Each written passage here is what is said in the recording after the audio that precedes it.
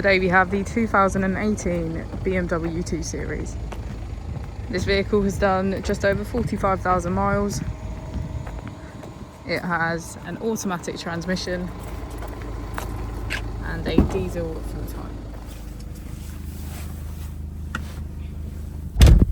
To the left of our steering wheel, we have cruise control as a feature, as well as our keyless ignition.